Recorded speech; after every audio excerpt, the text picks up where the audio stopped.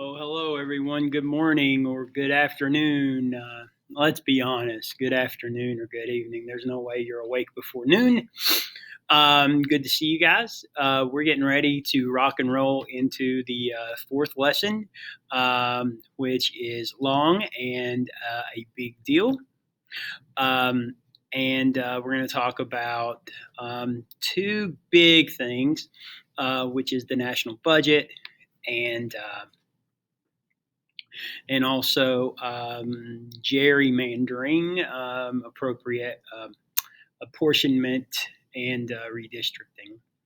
So before we get started, I want to remind you guys about the ACT workshops every Friday. From on Fridays from 11 a.m. to noon, and again at 1 p.m. until 2 p.m. If you're watching this on Thursday, make sure you're there. The code, I have the code for that Google Meet code. It's on the board. It is MOHTXJM. So if This came back from a search. I didn't talk to Google. So that is the join code for the class, the Google Classroom. And it's really helpful, really important. I hope that you go to that. Also, if you are watching this Thursday, remember that our AP Q&A session is tonight from 6 to 7. So that's really important. It's not mandatory, but I am taking attendance for my records and also your parents' records. So they get mad at you and not at me. So let's see if I can make this work. It looks like it's working. I don't know if it's got me. I don't know if I'm on the screen or not. Maybe not. Let's do it this way. Let's see if I can move myself. Yeah, there we go.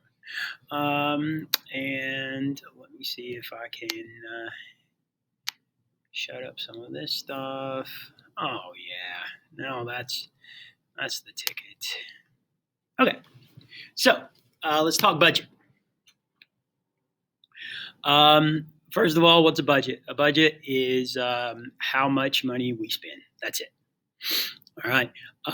There's two main groups that deal with the budget.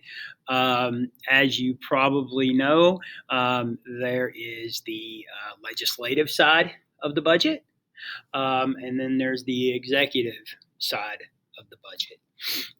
And technically, the budget is a law that we're going to spend this much money.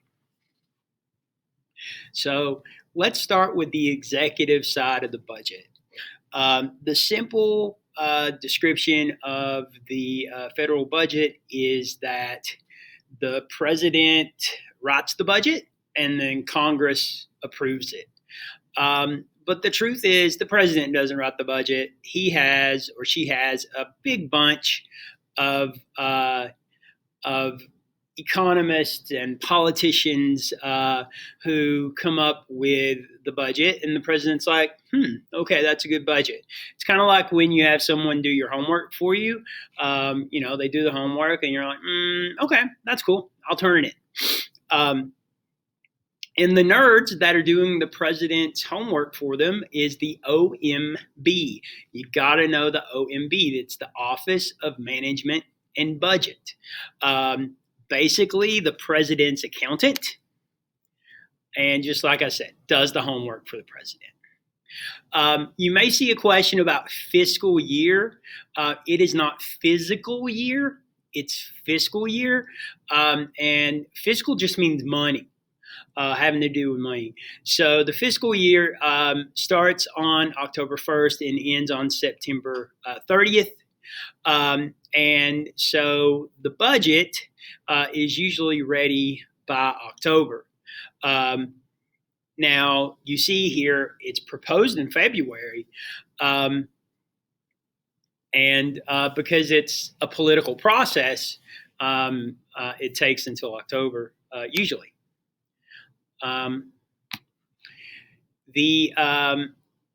So here's some details about it. The first thing is if Congress is going to change the budget, it's called reconciling the budget. They have to have a majority of both houses. Okay, and that's a simple majority, right? And so both the Senate and the House have a limited debate time on what they're going to do to change the budget, and they're only allowed to reconcile the budget once a year. And so they have to use that strategically. The Senate Finance Committee is really big about when it comes to how they're going to spend. Okay, and remember that the word for the government spending money is appropriation. We're going to appropriate this money to these different places.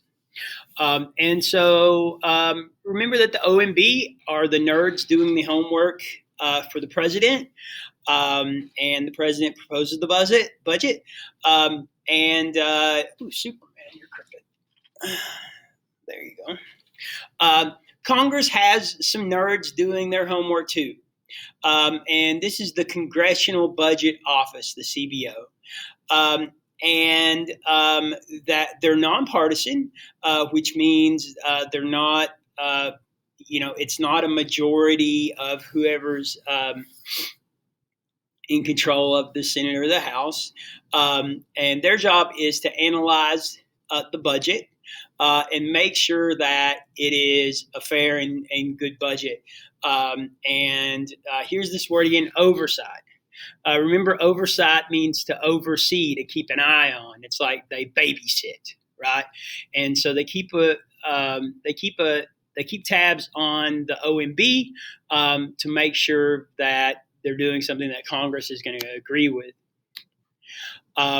So revenue. Revenue is how money comes into the government.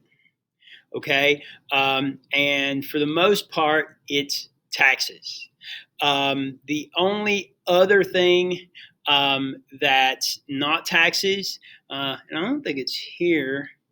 Well, I guess tariffs are also taxes if you think about it, import taxes. So let's start with individual income tax.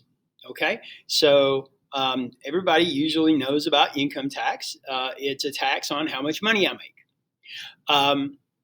And should I, a teacher, have to give part of my paycheck to the local, state, and federal government? Well, that's the controversy. Should the government make money in different ways? And so the tax rates vary depending on how much money you make.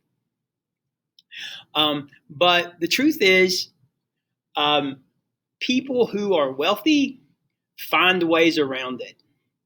And so you'll hear of millionaires paying nothing in income taxes because they found all these loopholes.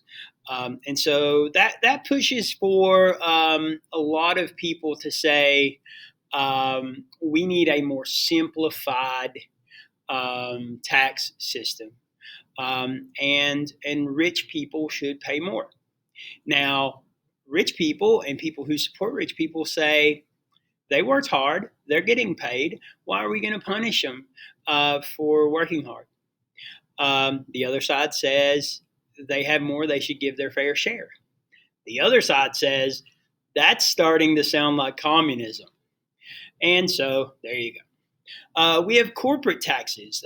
Corporation just means a big business. And so if you're a business, you have to pay so much of your business's earnings. Again, big corporations tend to find ways around paying their taxes, loopholes, and that's another thing that is controversial. And then we have sometimes it's called payroll taxes, not to be confused with income taxes. The real name is social insurance taxes. Okay, there will be a day when we go deep on this stuff. Social Security, Medicare, unemployment. But basically, what you need to know about it right now is this is the federal government forcing us to try to set up some kind of retirement fund for ourselves. And so basically what happens is, the school hires, teachers are on a different system, so that's a really bad example. My wife works for UK, and at UK, when she gets a payday, she has to pay, I don't know, $100 to Social Security, but then UK has to pay $100 as well. That goes to the government, and the government keeps an eye on it. And every month it's $100, and then every other employee and business is $100. And the idea is that money is going to be there when they retire. And if the government plays their cards right, they can get interest on that money, and you have even more. That does not work all the time, and Social Security is in a good hot mess. But we'll come back to that soon. Then we have tariffs. Okay, a tariff is an import tax. Okay, if I'm going to import PlayStations from Japan, then I have to pay tax on every PlayStation that is imported, so I can sell it. So that's what a tariff is a import tax. And then we also have excise taxes. Sometimes people call them luxury taxes. And so basically what these are is, I bought a yacht. Okay, well, if you buy a yacht, you should pay more taxes. Can you guess what I'm going to say? Yes, I'm going to say that a lot of times people get out of paying luxury taxes because they have accountants that can get the job done. When the government can make investments and take money that it has and try to gain interest, and that happens at times. And then another thing is estate taxes. Estate taxes are also called death taxes. And the reason it is this way is I am super rich, and I'm about to die, and I write up my will, and I leave all of my money to my daughter. Okay, well, now my daughter has gotten $4 million. Okay, the government's going to step in and say, hey, this is a large transaction of money. We would like a cut. Okay, and of course, if you're not a millionaire or not somebody who millionaire support, you're going to say, heck yeah, take a slice and then let's give it to homeless kids or, I don't know, schools. So there is the alarm for lunch. So I'm going to go pick up fourth period, and I will be back soon. God bless.